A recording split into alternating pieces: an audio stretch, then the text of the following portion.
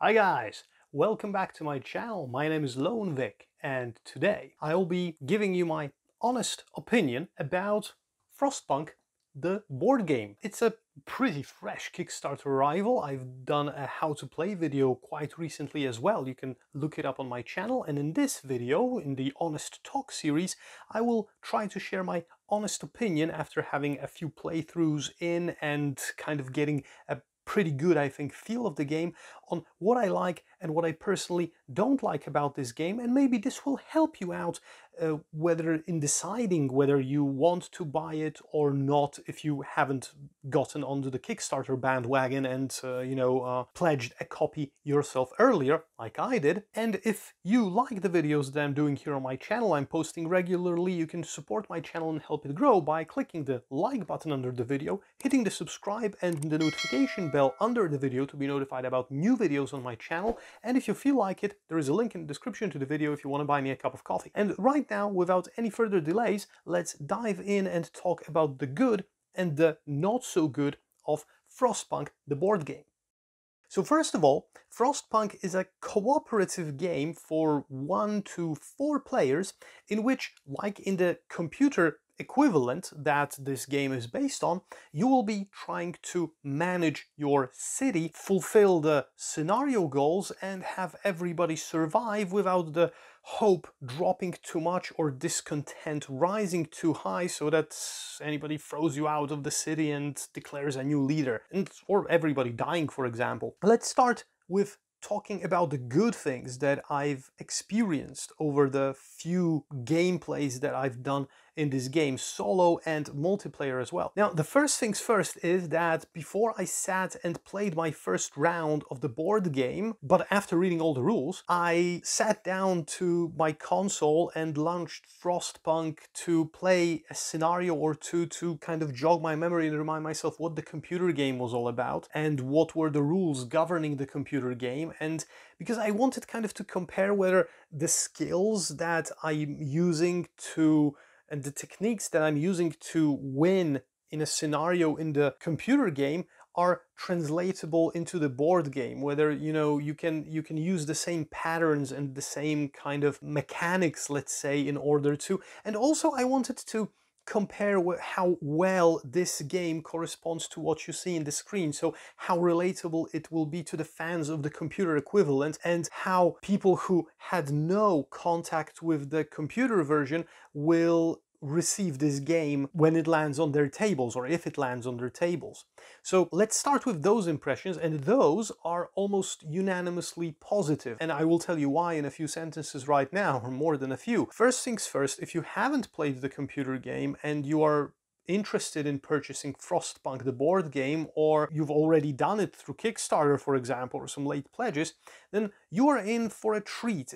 This game doesn't require you to know the computer game at all. It stands on its own 4 sturdy legs, or however many it may have, and the scenario book explains the background pretty well of what's going on and what's the narrative for your scenario and what's the struggle going to be, and all the scenario cards and everything are pushing you through the story very well. You are going to have your own adventure, which might then encourage you to launch the computer game itself, because it's a pretty compelling adventure, let's say. If you are a fan of the computer game, you should, I think, be a fan of the board game as well, as it recreates the mood and the feel of this oppressive cold and those harsh conditions, and the fact that every decision matters, and the threat that every decision can have some consequences that you might not expect, but that might be detrimental to your survival, or that might be key to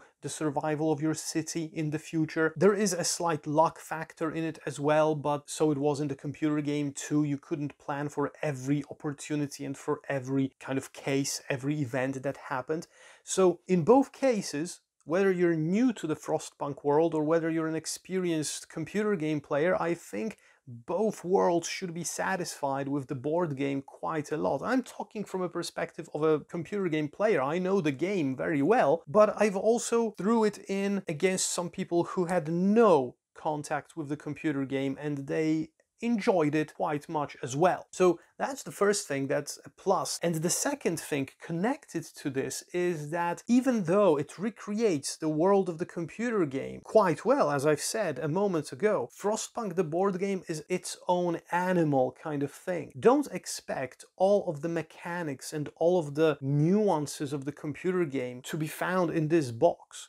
It translates the general idea and the general gameplay, managing the city, building buildings, sending workers to here and there, doing different things, sending out expeditions, fueling the generator, the risk of it breaking down and everything.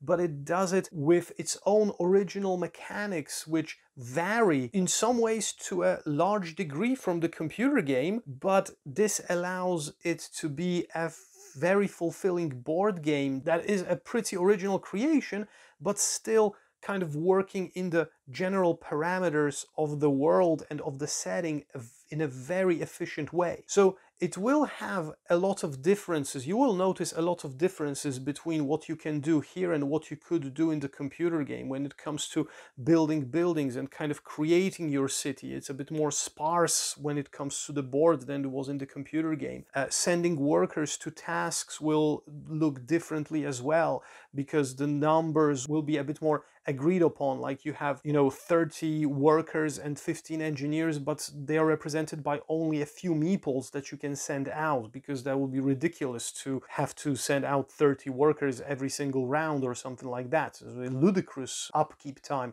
in this case. Also, the hunger and the cold works a bit different. The mechanics for calculating the range versus the insulation of the buildings and the range from the generator works a bit differently. The laws that are being introduced in a bit of a different way than during a normal game. Everything is a bit different, everything its own board game style solution, but it works and it clicks. So it's definitely a very good recreation, but it's not a one-to-one copy, which I was afraid of. Because I was thinking, how can they transfer everything that you have in this computer game, which is quite a complex simulation of a city, to be honest. Once you get down to it, especially on those harder levels of difficulty, you need to really figure everything out and, be able to adjust to changing circumstances and stuff. How can you transfer this complexity and this dynamics into a board game? And they took it, revamped it into a seemingly different set of mechanics, and they achieved almost the same effect. So it really works. I have nothing but flattery here. The next thing that I'm definitely going to say as a positive is that the experience of the core box itself is definitely enough for everybody to be satisfied with the game. Now, I know that Kickstarter got us used to, campaigns with games where you have a core box and then an expansion and then another expansion and then another expansion, and there is this feeling that if you don't go all in, you will miss out on some. I'm not gonna name companies here, but I think if you're in the board game world, you know who I'm talking about more or less. Now, Frostpunk went another way. Everything that you need to play the game and all the scenarios and all the things are mostly in the core box, and there is the Frostlander expansion, the little one that you got during the Kickstarter campaign with the core box that gives you some additional gameplay value, but the rest of the expansion is purely cosmetic. Whether we're talking about the Dreadnought gigantic miniature, whether we're talking about the wooden buildings or the plastic miniatures for buildings, whether we're talking about the resources being replaced from the wooden markers into the plastic buildings, everything is cosmetic. In the core box, you get wooden meeples instead of your resources and instead of your workers. You get cardboard tokens instead of your buildings. You get this huge generator, this is the piece de resistance on the table, this is the eyepiece, this is the candy on the table, and you get everything else that you get normally in the box, and that's enough to play. And the game doesn't look bad when it is on the table like this. Those meeples of the trees and those meeples for your workers and, the icons, the drawings of the buildings, the artworks of the buildings on the tokens, it's enough. You can play with that, easy peasy. If you want eye candy, more eye candy, you can buy the cosmetic expansions. No problem, but they won't change the gameplay in any way. They will just change how the game looks on the table. So if you've got the money, spend it, sure. I love the fact that the guys went this route, that the core box is enough. We're not going to divide and separate this experience into smaller chunks, into, I don't know, episodes or stages or like DLCs or whatnot. Maybe there is one in the future for this game because it's good. It deserves some more content, but it will be a separate campaign. It will be a separate publishing. But in this case, this box, enough. So that's a huge plus in the world where we are flooded by hundreds of add-ons. The next thing, and probably the last big piece of good, I won't be going into the minute details of the good, but the last thing that I will mention on the good list here to encourage you to purchase the game, or to try to encourage you to purchase the game, is the fact that everything that you find in the box is of very good quality. I'm not even talking about this gigantic miniature of the generator. I'm talking about the quality of the cards. I'm talking about the meeples that you get for the resources and the workers, which are cool. I'm talking about the thickness of the cardboard. I'm talking about the artworks. Now, I've heard opinions on the internet that people are saying that when they are looking at those hexes that comprise the whole map, basically, that they look like they were just cutouts from a white paper sheets that have like a beta version kind of feel. But if you look at them live and not on photos that somebody's taking in a bad light or whatever, they have those snowy artworks, they have those mounds, they have those windswept kind of feel of the surface. They are different, they have this style, but how else can you represent a snowy landscape? Come on, it's not going to be very colorful, so I have no idea what those people are expecting in this case. I like it, it fits the whole thing. Now, you've got quite a few scenarios in the box to play, and you've got varying levels of difficulty that you can scale to those scenarios, and they are a challenge, I can tell you that.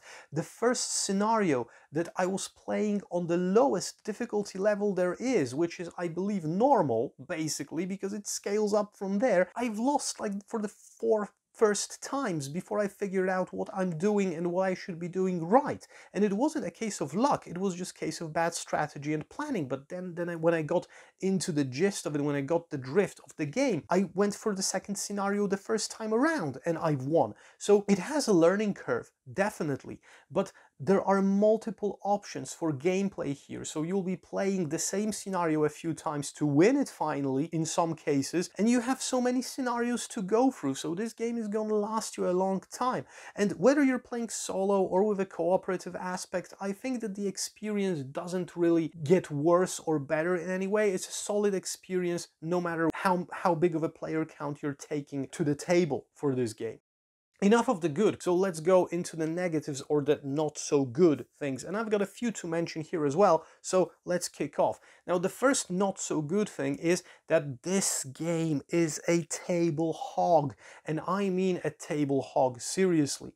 If you've seen my how to play video on this channel, I had a big problem with fitting it all on my table when I'm recording the how to plays. It's a huge table, and taking it in all in the viewport of my camera. Now, you've got the map and the generator, the map with the hexes and everything, but you've got, what, 7 separate boards around the table for this? Wait, I'll take those out. So you've got 1, you've got 2, you've got 3, and then it's 4, and then it's 5, and then it's 6, and then the 2-folded 7th board to set around the table. And you still need the space for all the decks of cards and for the resource tokens and everything. So I mean, this game is huge. Now, I think comparatively, I had the same amount of difficulty in fitting onto the table when it comes to the size A on Trespass. But they've got loads more cards, basically. One big board and loads of cards around. And here you've got so many 7 boards, plus the map, plus the generator. Now, I don't know if this could have been optimized a bit better. Maybe some of those things. The readability is okay, you can find everything, but you have to get used to looking here and there and everywhere, right? So that's a bit tricky in the beginning. The second thing is that with all those elements, with all those boards and with all those decks and with everything that's going on here and with all the mechanics, there is quite a lot of upkeep in this game. In some phases, you'll be feeling that you are doing mostly stuff that you need to remember about in order to update this and do this and then take a card from here and see what the effect is and so forth and so on. There is a lot of things to remember about, but I don't think that it's as monotonous as you might think, because each phase gives you some result. So there are no empty phases. There are basically no phases in which you go and, okay, so in this phase I just need to move this, see this number and check this over here and then do this and then move this here and we can go to the next phase. And those things that you are doing have no meaning.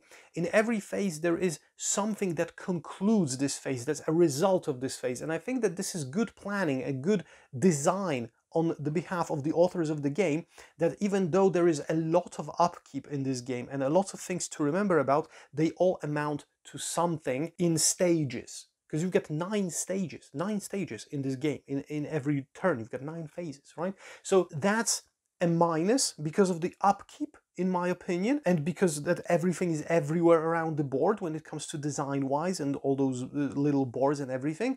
But at least it kind of equates it a bit with the dynamics of each of the phases in this case. And the third thing is that the learning curve of this game, it's pretty steep. And you'll definitely have to read the instruction book, the rule book, at least 2 times to wrap your head around everything. The how to play videos help, so check out mine on my channel. There is a link somewhere here in the description to the video. But it's still a game where you are going back to the rule book one time and the other in order to remind yourself, okay, so what happens when the expedition finally ends? What are the options? And if this was an expedition with a B card, then it's different from a C card and it's different from an A card, and what, you know, a lot of those minute kind of things that you need 3 or 4 times in a play if you're lucky, but they're there, right? So finally when the moment comes that you need to do it, you either forget that there was something to do or you have to go back to the